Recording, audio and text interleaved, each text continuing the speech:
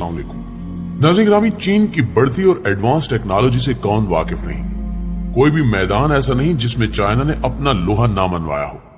आप social media पर आए रोज चीनी तख्लीककारों की सलाहियतें देखते आए हैं जिनकी तारीफ किए बिना इंसान नहीं रह सकता।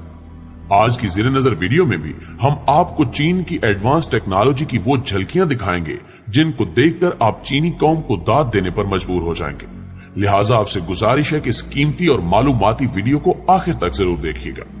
मोअज़्ज़िज़ दोस्तों, इस वक्त दुनिया के तकरीबन तमाम ममालिक में लोकल बसों का इस्तेमाल किया जाता है जिनमें लाखों करोड़ों लोग सुबह शाम सफर करते हैं। अगर हम पाकिस्तान में इस्तेमाल होने वाली बसों के बारे में बात करें तो हमें पाकिस्तान में बिल्कुल आम सी बसें देखने को मिलती हैं, लेकिन चाइना ने अपनी एडवांस टेक्नोलॉजी की मदद से ट्रांसपोर्ट का निजाम भी बिल्कुल बदल कर रख दिया है।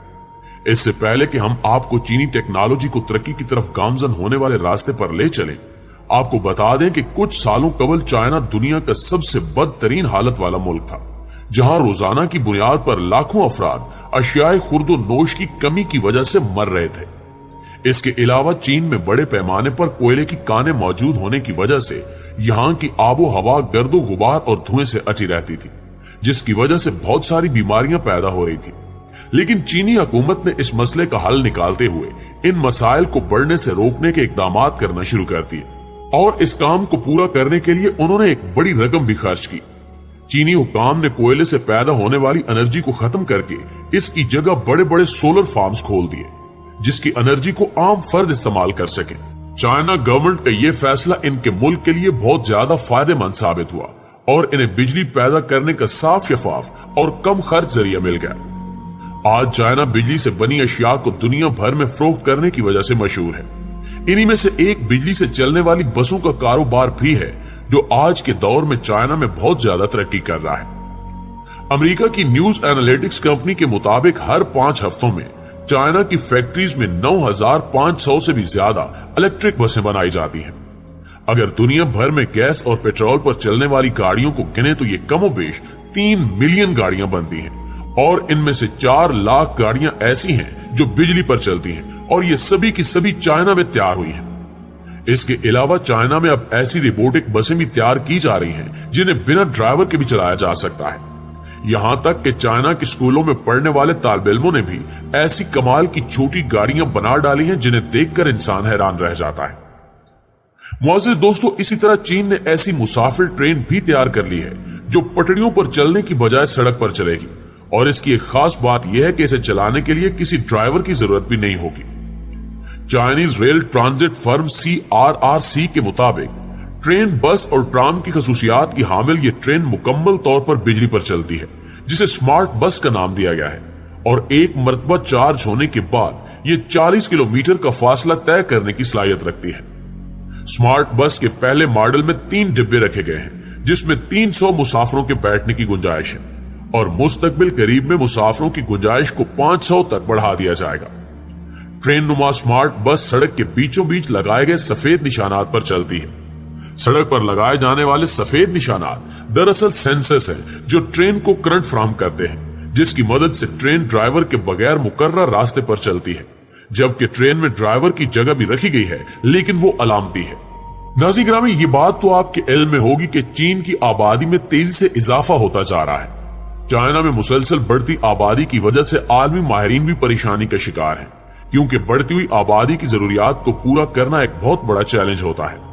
ताहम साइंसदानों ने एक ही जगह पर ऊंची और फलक बोस इमारत तामीर करके इस मसले पर काबू पाने के जतन शुरू कर रखे हैं और ये कारोबार चाइना में भी तेजी से फैल रहा है। चीन बुलंदो बाला इमारत रखने वाला मुनफरिद मुल्क है और इस मुल्क में आपको हर डिजाइन और स्टाइल की इमारतें देखने को मिलती हैं।